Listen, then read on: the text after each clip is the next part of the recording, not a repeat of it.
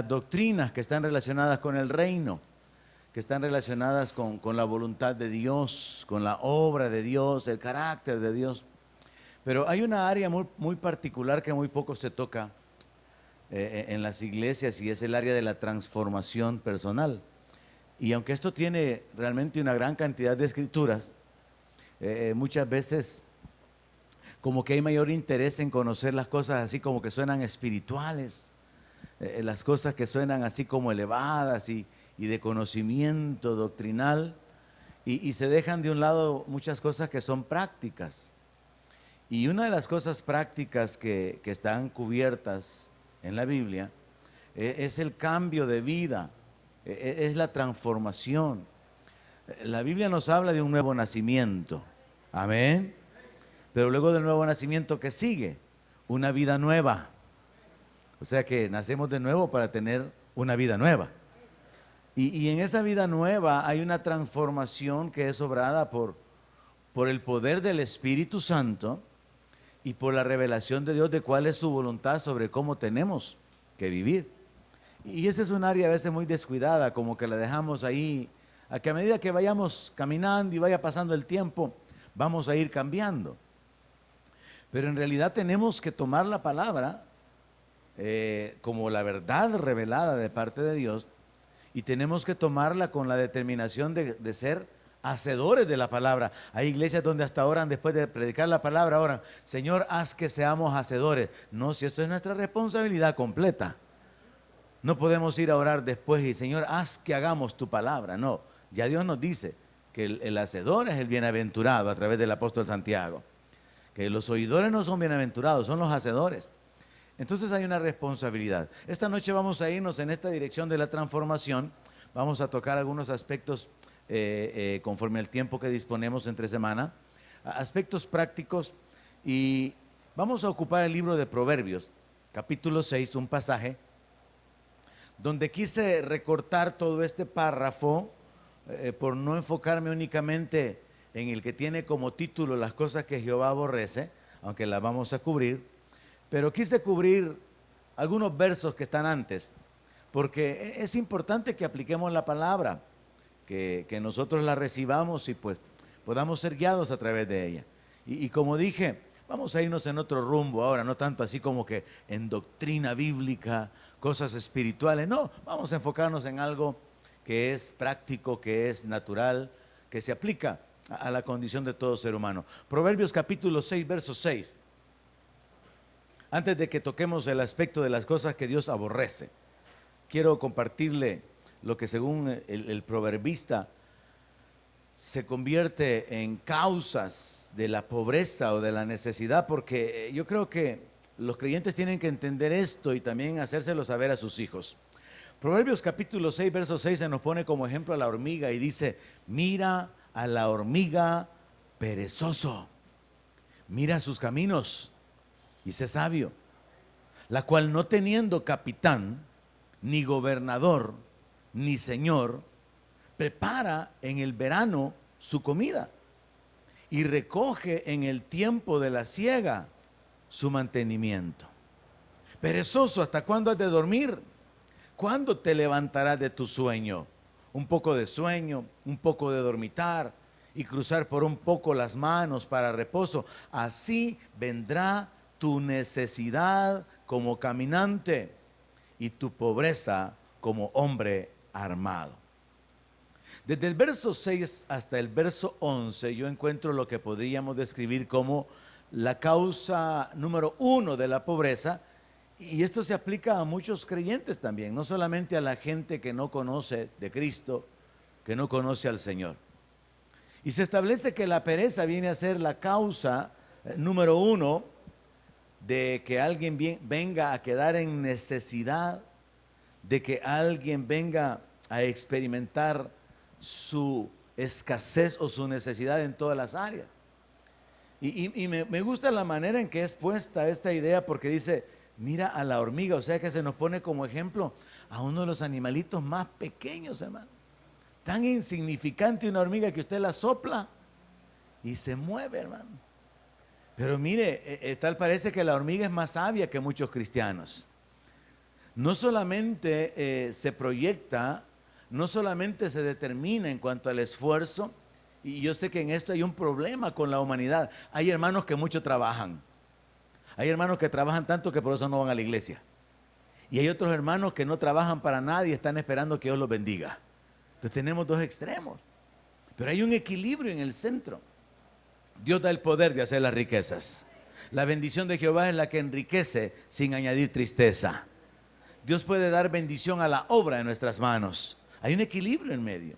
Entonces aquí se nos pone como ejemplo a la hormiga y se nos dice, sé sabio. O sea que la hormiga es un animalito sabio. ¿Sabe por qué es sabio? ¿Sabe por qué es sabia la hormiga? Porque no solamente trabaja, sino que guarda. Y ese es otro elemento que yo también he tocado. Si hiciéramos ahorita así una encuesta, así rápidamente, ¿cuántos tienen ahorros aquí? Ay, pastor, deudas tenemos todos. Bueno, habrían unos 2 que 3 por ahí, ¿verdad? Que tienen algo guardado. Hay quienes solo son en la intención de ahorrar. Yo voy a ahorrar, pero no ahorran. Y la hormiga hace eso. La hormiga guarda. En el tiempo del verano dice que prepara su comida. Para cuando viene el invierno, tiene almacenado. Entonces vemos aquí a un animal que se nos está poniendo como ejemplo a nosotros. Y luego se enfoca de una manera muy directa cómo lo que podía convertirse, cómo lo que es un hábito humano, se puede convertir en la causa de la necesidad. Y por más que hablemos de prosperidad divina, y aunque hablemos de milagros, y hablemos de provisión, y hablemos acerca de cosas sobrenaturales y el cumplimiento de la palabra, si nosotros no hacemos lo que a nosotros nos corresponde hacer, entonces no podemos estar esperando ver las manifestaciones de Dios, ver el respaldo de Dios, porque si usted no hace nada, ¿qué es lo que Dios va a bendecir? Porque en el Salmo 1 dice que bienaventurado el que medita en la palabra de Dios de día y de noche, y que todo lo que hace prosperará. Pero ¿y si no hace nada? ¿Y qué va a prosperar? Entonces vemos aquí un aspecto práctico, y a mí me llama la atención las palabras claves: perezoso, necesidad, pobreza. Y mire la forma en que se pone. Verso 10, un poco de sueño, un poco de dormitar. Eso suena como un adolescente, ¿verdad? Suena como a la etapa ahí, como los 14 años, 15 años, 16 años. Pero algunos ya pasaron de allí y se han quedado con el sueño. Algunos se han quedado en la etapa todavía de estar con los brazos cruzados, dice ahí, miren el verso 10, un poco de sueño, un poco de dormitar y cruzar por un poco las manos para reposo. Así vendrá tu necesidad como caminante. O sea, lo que está diciendo es que hay una advertencia. El caminante va avanzando y en algún momento va a llegar. Entonces lo que está diciendo el proverbista es, si tú no te esfuerzas, si tú no desarrollas la virtud de la diligencia, el proverbista está diciendo, de repente la pobreza, la necesidad va a llegar y ya no va a haber nada que hacer, porque no se tomaron las precauciones del caso. Vea la última frase, y tu pobreza como hombre armado. O sea, la pobreza llega de repente y es tremendo como a veces se juntan las situaciones negativas. A veces se juntan situaciones de pérdida de algo, con que algo se arruinó y con que hay enfermedad, y entonces el área económica se ve estrangulada por diferentes razones o circunstancias que se juntan. Pero aquí se nos está mostrando el principio de que la necesidad va a ser una realidad inevitable para todo aquel que se enfoque en su comodidad. Entonces yo establezco o concluyo que la causa número 1 de la pobreza es la pereza. Y la pereza consiste en esa actitud de no querer esforzarse, de no querer hacer más, de estar cómodo. Mire, hay gente que pudiendo producir más, se conforman con ir pasando el día. Se conforman con producir un poco nada más. Y no hay dedicación, no hay una proyección. Y entonces resulta esto, que la búsqueda de la comodidad en el presente definitivamente que se va a convertir en necesidad en el futuro. Y allí es donde tenemos que tomar esto, que es la revelación de la palabra de Dios, como algo práctico para nuestra vida. Porque el área material es una área con la que continuamente tenemos que estar luchando mientras vivimos en este mundo. Y aquí pues la palabra de Dios establece que una de las causas de la pobreza es la pereza. Y esto viene a ser un estilo de vida, una conducta. A veces se da la situación de que, por ejemplo, los jóvenes pueden experimentar que se cansan, como dice el libro de Isaías, ¿verdad? Los jóvenes flaquean y caen, se cansan. Pueden experimentar ese cansancio dentro de su desarrollo, pueden experimentar ese cansancio en esa etapa en la cual ya salieron de estudiar solamente y ahora tienen que comenzar a estudiar y a trabajar. Y muchos quisieran solamente estudiar, porque sienten que es muy pesado. Y yo creo que aquí vemos algunos que nos tocaba madrugar para buscar el bus, nos tocaba regresar de noche a la casa. Yo sé que aquí hay algunos o muchos que tuvieron que con esfuerzo trabajar, luego ir a estudiar, y algunos que todavía teniendo familia han estado trabajando, estudiando, atendiendo a la familia, y otros que todavía han tenido que trabajar, estudiar, atender familia y cumplir con responsabilidades ministeriales dentro de la iglesia. Pero eso solo es posible a través de la diligencia, porque la mayor parte de personas puede decir: yo estoy cansado, no tengo tiempo, pero en realidad lo que tiene es pereza. Así que establecemos que la causa número 1 de la pobreza, desde el verso 6 hasta el verso 11 del libro de Proverbios capítulo 6, es la pereza.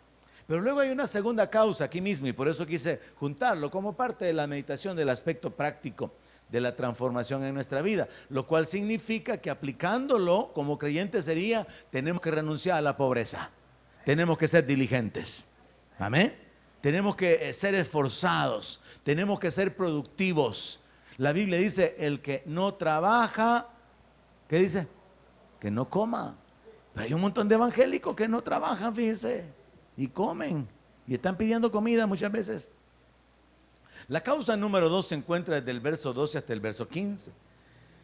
Y aquí se nos describe otra condición, no de alguien perezoso, sino de alguien perverso, alguien malvado.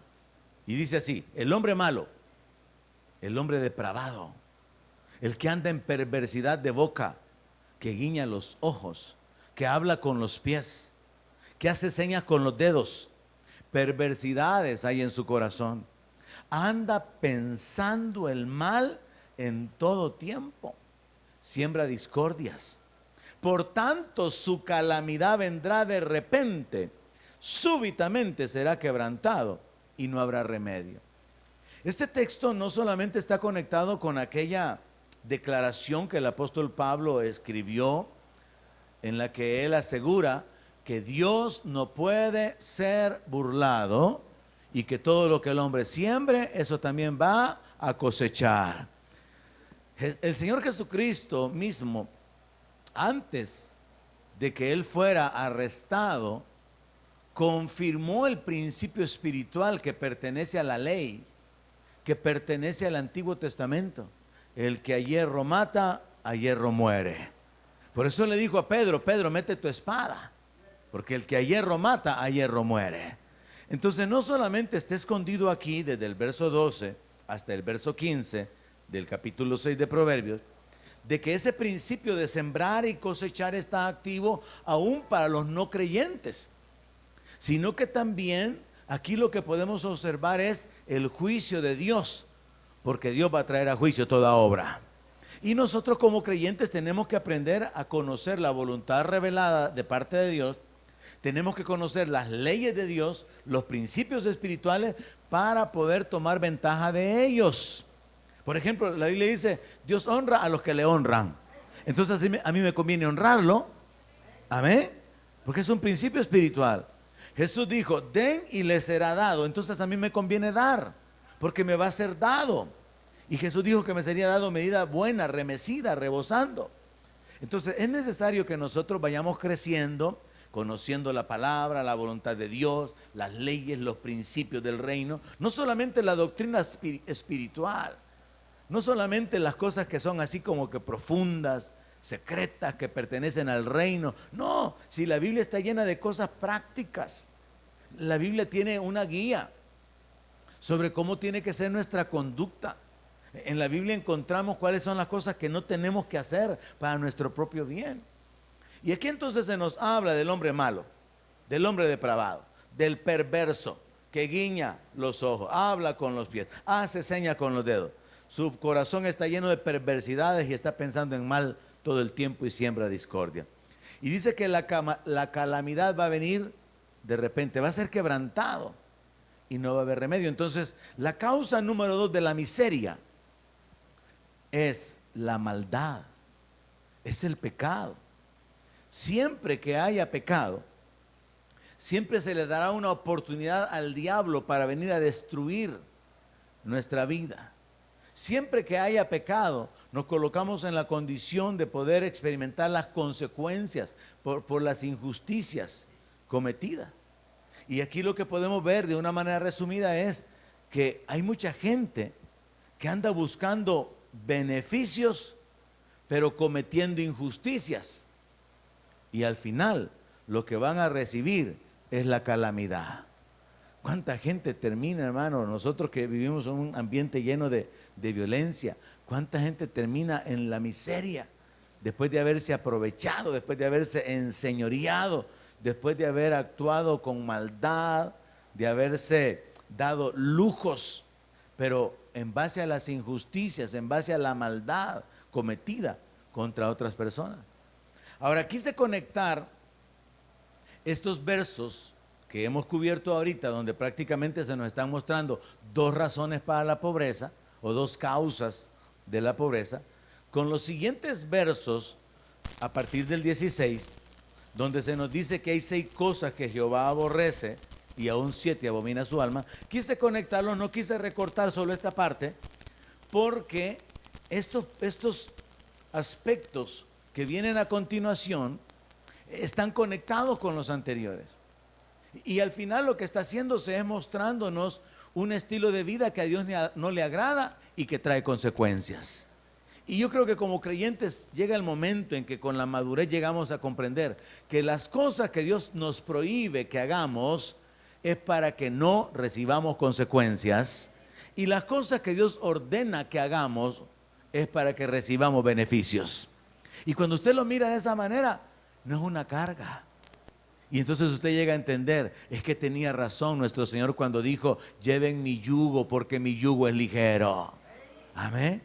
Hermano, vivir con la bendición de Dios, con el favor de Dios en lo material, en lo físico, en la salud, en la paz, poderse dormir tranquilo, en la libertad de poder moverse sin condenación, sin temor, eso no tiene precio. Pero hay gente, hermano, que puede estar aparentemente disfrutando del mundo, pero bajo una tensión, una opresión espiritual, bajo una condenación, bajo temor continuamente. Y al final, el juicio de Dios. Entonces tenemos que llegar a ese punto de entender que, aunque la Biblia nos habla de aspectos que están conectados con el cielo, con el futuro, con las cosas espirituales, también Dios nos habla en la Biblia de las cosas que están conectadas con la tierra, con la vida natural, con nuestras relaciones personales, con nuestra conducta acá, que puede causar que tengamos bendiciones sobre nuestras vidas.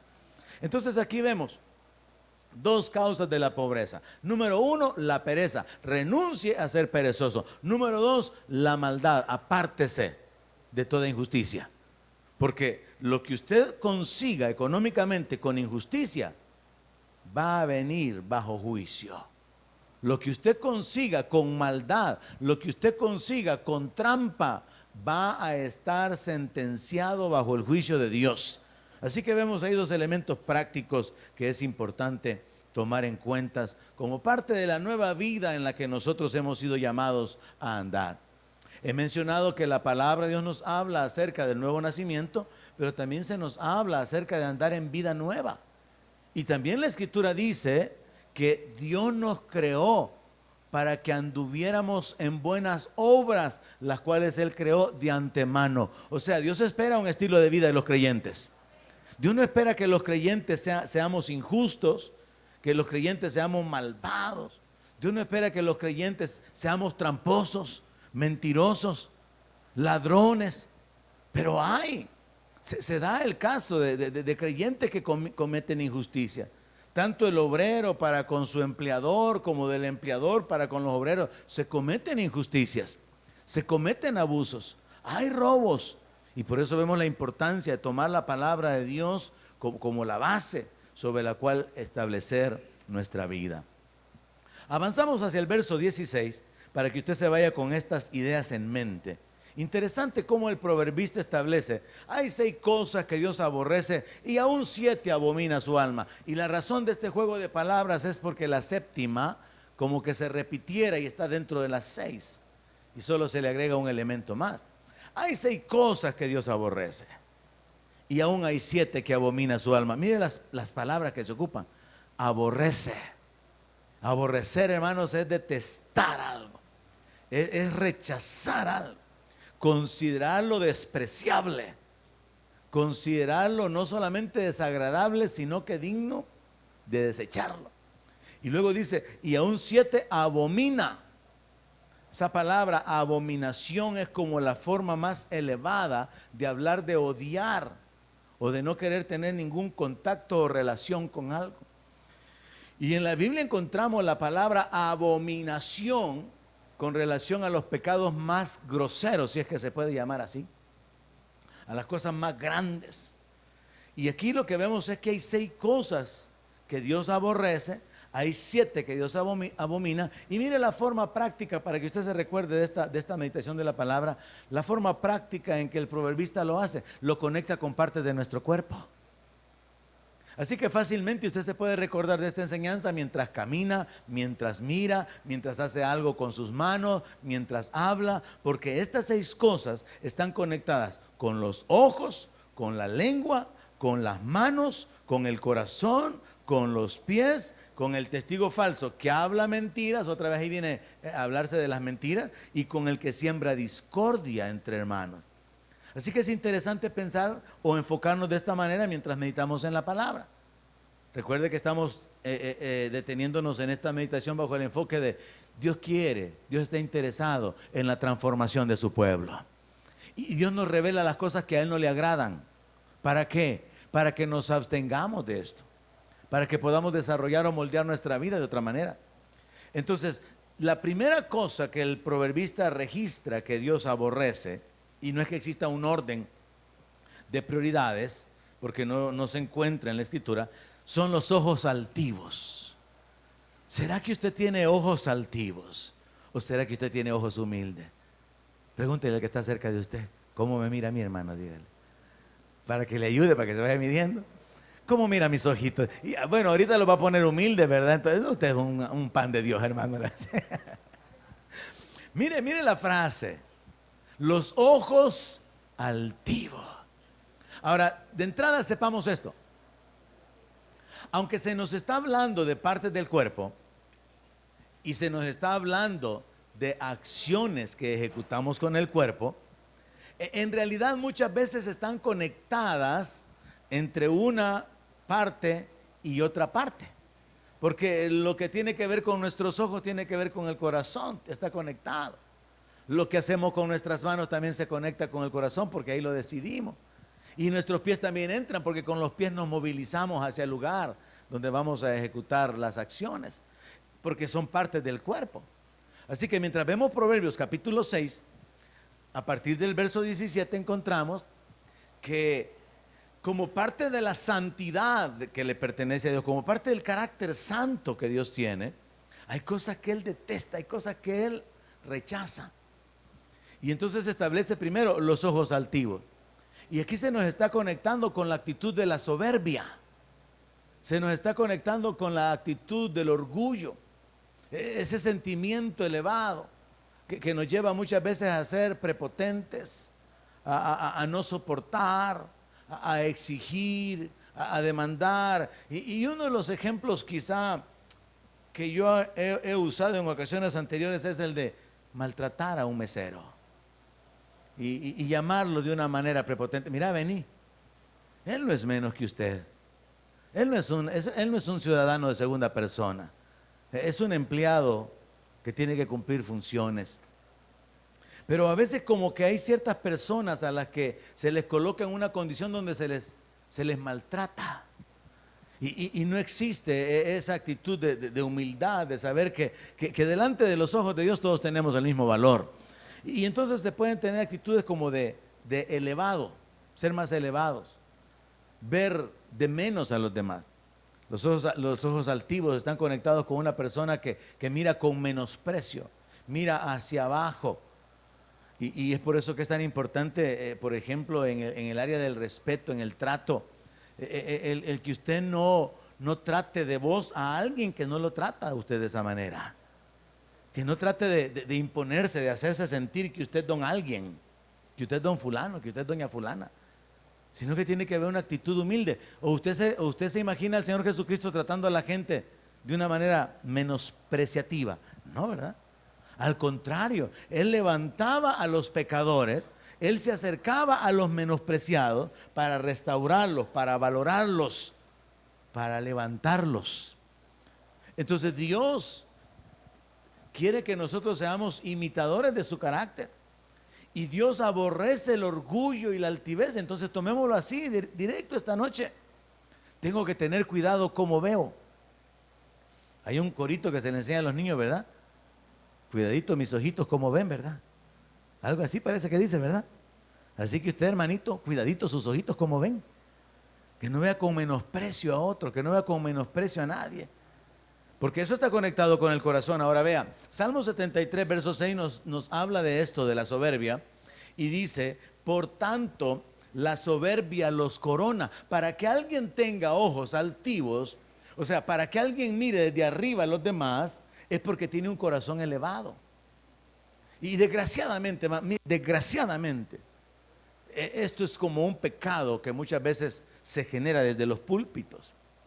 Porque los pastores adoptan o adoptamos actitudes así un poco elevadas. Y luego los líderes van imitando también eso. Y de acuerdo a la posición de la jerarquía dentro de la organización, así hay niveles de orgullo. Pero el Señor Jesucristo, ¿qué dijo? Aprendan de mí que soy manso y humilde de corazón. Entonces vemos acá que se habla acerca de la conexión entre la mirada, entre la actitud de menosprecio hacia los demás, con un corazón que está lleno de soberbia. Dice el verso 6 de 73 de Salmo, por tanto la soberbia los corona, se cubren de vestido de violencia. Los ojos se les saltan de gordura, logran con creces los antojos del corazón. ¿Se ha fijado usted que uno puede hacer malas miradas? Sería bueno, ¿verdad?, que uno pudiera correr al espejo cuando está haciendo malas miradas o verse así, a ver si no se impresiona usted con la mala mirada que puede estar haciendo. Es parte del lenguaje corporal que tenemos, ¿verdad? Con nuestros ojos podemos tener mirada de menosprecio. Con nuestros ojos podemos mostrar nuestra ira. Podemos mostrar nuestra actitud de orgullo personal. Entonces veamos acá que el primer pecado, la primera cosa que Dios aborrece es la actitud de menospreciar a otros. Número 2, la lengua mentirosa. Y aquí hay un gran problema porque la Biblia dice que sea Dios veraz y todo hombre mentiroso. Porque no hay hombre que no mienta, no hay mujer que no mienta. O sea, en un momento determinado mentimos. Una exageración es una mentira. Omitir algo es una mentira. Cambiar las cosas, los tiempos, las circunstancias al contar o compartir algo, ya es una mentira. Pero aquí el enfoque es cuando hay una maldad. Y vea qué tremendo es esto. El diablo es llamado el padre de mentira. Y Dios nos instruye en esta vida nueva a hablar la verdad unos con otros. ¿Por qué? Porque en el mundo está bien que haya falsedad y mentira. Pero mire qué tremendo es cómo se le puede dar lugar al diablo, que aún a través de Miqueas capítulo 2, verso 11, el Señor habla acerca de personas que van a caer bajo el dominio de un espíritu de falsedad. Miqueas capítulo 2, verso 11 dice, si alguno andando con espíritu de falsedad mintiera diciendo, yo te profetizaré de vino y de sidra, ese tal será el profeta de este pueblo. Vean la frase, espíritu de falsedad. O sea que hay un momento en que el ser humano miente porque es parte de su naturaleza, de su decisión, de su voluntad. Pero hay un punto en el cual las personas vienen a ser dominadas por los espíritus, por los demonios. Un espíritu de mentira, un espíritu de engaño, un espíritu de falsedad. Y entonces para la persona se convierte como normal hasta decir Dios me ha dicho.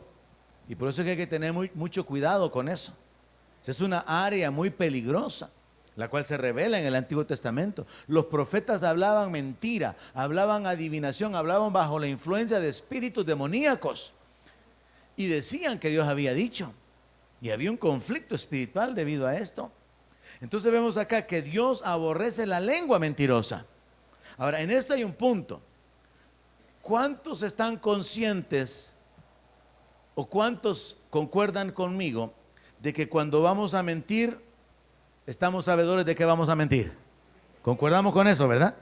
O sea, no es que usted miente porque usted no sabe, porque eso es hablar vanidades, eso es hablar de lo que usted no sabe. Pero mentir significa que usted sabe cuál es la verdad, cuál es la información correcta y está dando una información falsa, está dando hechos o está dando una información con el propósito de obtener una ventaja o de evitar consecuencias. Hay una voluntad en esto, hay una intención, o sea, la mentira es intencional. Y entonces vemos que lo que Dios aborrece es la falsedad, el engaño, la mentira. Y vemos el gran ejemplo en la Biblia de cuando Ananías vino con lo que había obtenido supuestamente de la venta de la propiedad. Y a Pedro se le ocurre preguntarle por el Espíritu Santo. Mira, le dice, ¿y solo eso te dieron? ¿O todo esto te dieron? Sí, le dijo, solo es, no te dieron más. Yo imagino que Pedro le debe haber, en misericordia le debe haber vuelto a preguntar. Porque mire, Pedro tuvo experiencias con el Señor y luego también él habla y aplica esas experiencias en su propia vida con los demás. Y yo creo que si el Señor con Pedro 3 veces le preguntó, Pedro me ama, yo creo que quizás 3 veces le había preguntado a Ananías, fíjese, ¿estás seguro, Ananías? Sí, Pedro. Mira, de verdad, ¿tanto te dieron? Tanto me dieron. Va, la última, la tercera es la vencida, Pedro. Ananías, ¿solo eso te dieron? Solo eso me dieron. Ahorita te morís. Pum. ¿Y por qué se murió? No fue por el dinero que había traído, sino por mentir. Entonces veamos que realmente se concuerda el principio espiritual del Antiguo Testamento. Dios aborrece la lengua mentirosa. Así que, hermano, vayamos tomando nota de esto de una manera práctica, para que aprenda a mirar de una manera diferente, y para que aprenda a hablar la verdad y a rechazar la mentira, porque Dios odia la mentira. Tercer elemento, las manos derramadoras de sangre inocente. Ahí sí estoy librado, dice usted, ¿verdad? Porque no ha matado a nadie. Bueno, aquí hay algunos que anduvieron en la guerrilla, otros que anduvieron en el ejército y mataron, pero no eran inocentes, pastor. Cada quien va a justificarse, como hablábamos el domingo. Pero profundicemos un poquitito. Las manos derramadoras de sangre inocente. ¿Qué es lo que Dios aborrece? Las manos. Las personas que ocupan sus manos, en lugar de ser instrumentos que sirven para acariciar, para dar vida, para levantar, para bendecir, usan sus manos para destruir, para traer muerte. Pero el agravante es que causan la muerte de personas inocentes. ¿Lo leyó en el texto? O sea, no es solamente las manos derramadoras de sangre, no, las manos derramadoras de sangre inocente. Eso Dios lo aborrece. Eso es abominación para Dios. Mire, si Dios habla en estos términos, mía es la venganza, dice Jehová, y nos habla acerca de tener cuidado con toda raíz de amargura, de que tenemos que tener cuidado de caminar en amor hacia el prójimo, hacia el enemigo, hacia el hermano.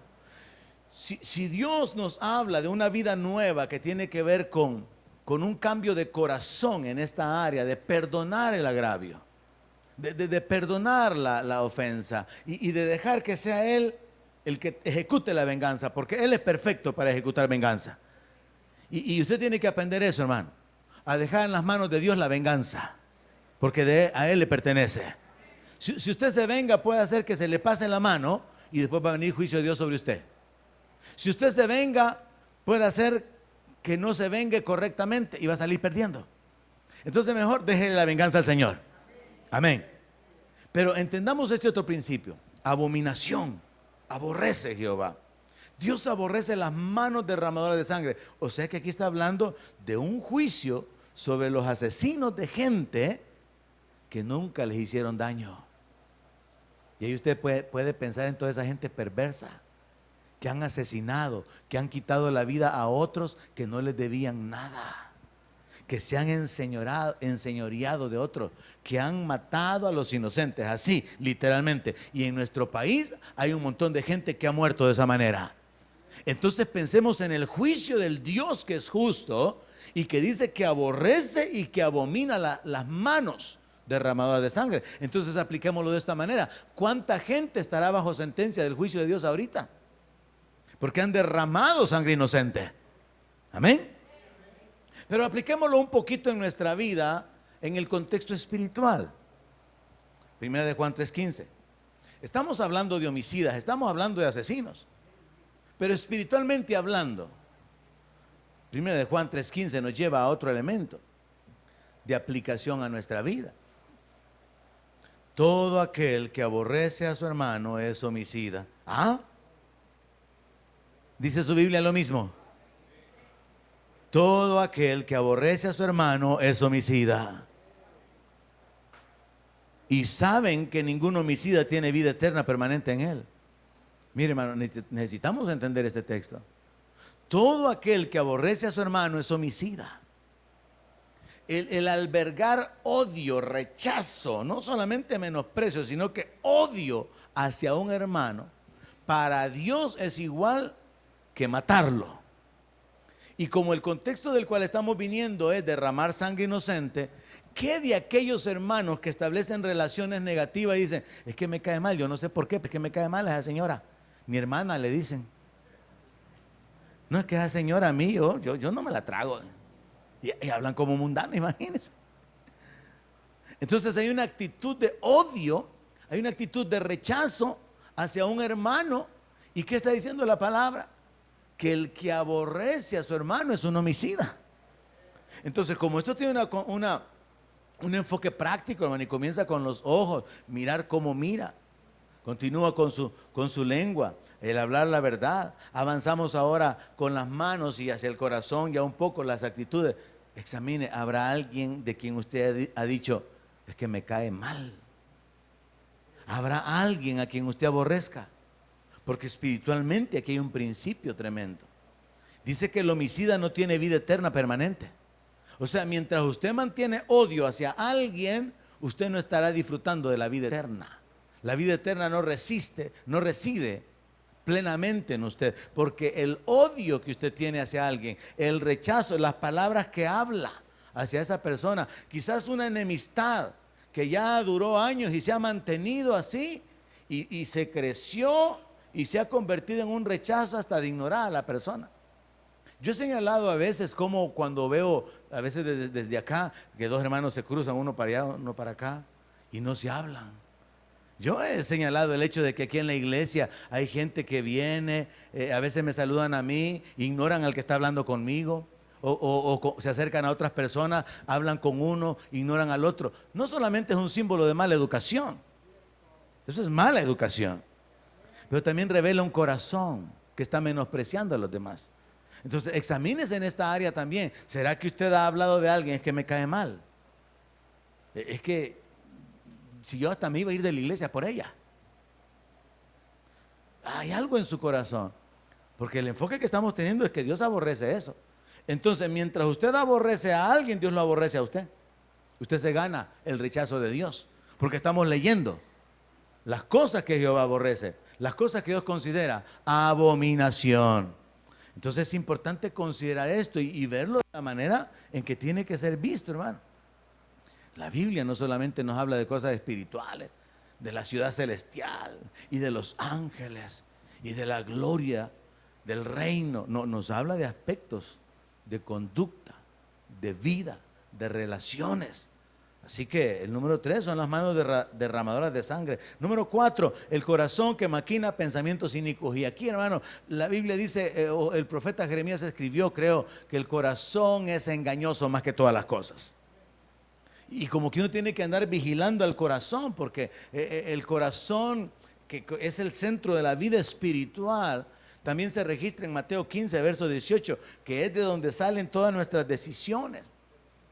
Y se vuelve a conectar con la boca, porque mire lo que dice: usted no puede hablar y luego menospreciar o quitarle valor o peso a lo que usted habla.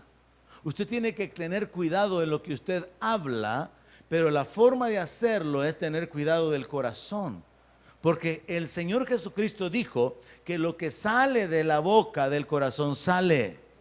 Usted no puede ofender a alguien, humillar a alguien. Usted no puede hacer ninguna injusticia con su boca en contra de alguien si no es que su corazón está conectado con eso. Entonces el problema aquí es el corazón que está maquinando pensamientos. Entonces el Señor dice en el verso 18 de Mateo 15, lo que sale de la boca, del corazón sale. Y esto contamina al hombre, porque del corazón salen los malos pensamientos, los homicidios, los adulterios, las fornicaciones, los hurtos, los falsos testimonios, las blasfemias. Entonces veamos la relación que hay, y esto tómelo pero muy en serio, hermano. La relación que hay entre lo que usted habla y su corazón. Hay relaciones deterioradas en los matrimonios donde la gente ya se acostumbraron a decirse cosas, a decirse ofensas. Ya el corazón se hizo malo y se hablan en ese nivel. Se hablan de una manera ofensiva, de una manera grosera, porque ya se insensibilizaron. Eso es lo normal. Pero lo que se revela es un corazón que no está alineado con la nueva vida, con el propósito de Dios, que no está alineado con lo que a Dios le agrada, con la justicia, con la piedad. Entonces aquí claramente, y es el Señor Jesucristo quien está diciendo, lo que sale de la boca, del corazón sale. Entonces, ¿qué pasa cuando usted luego dice, no, pero es que te lo dije, pero yo no te lo dije de corazón? Bueno, entonces, ¿en qué quedamos? ¿Le creo a Jesús o le creo a usted? El asunto es que cuando hay ofensas, cuando hay palabras groseras, cuando hay palabras duras, es bien difícil que salgan como que solamente por el momento de la cólera. Es porque hay una naturaleza de pecado, es porque hay pasiones que no han sido sacrificadas o crucificadas todavía. Y es porque es lo que pensamos de la otra persona. Y es por eso que la gente, cuando comienzan a ofenderse, comienzan a soltar todo lo que tienen en su corazón. Si el corazón estuviera vacío de ofensa, les pasaría como a los niños que no hayan ni cómo ofenderse. Cara de cereza. Y el otro niño le devuelve cara de pastel, porque no hayan ni cómo ofenderse. Pero el que tiene el corazón lleno, hermano, hace pedazos en un par de minutos a una persona. Por eso la Biblia dice que hay palabras que son como golpes de espada. Un hombre puede dejar hecho leña a otro hombre con un par de palabras, o a su esposa. La esposa puede hacer sentir un miserable, un don nadie a su esposo con las palabras. ¿Y cuál es la base? El corazón. Entonces Dios aborrece el corazón que maquina pensamientos. Siguiente, los pies presurosos para correr al mal. Y allá en Proverbios 1 se nos da la instrucción que nosotros aplicamos a los jóvenes, pero que se aplica a todos nosotros como creyentes. Si los pecadores quisieran engañarte, no consientas.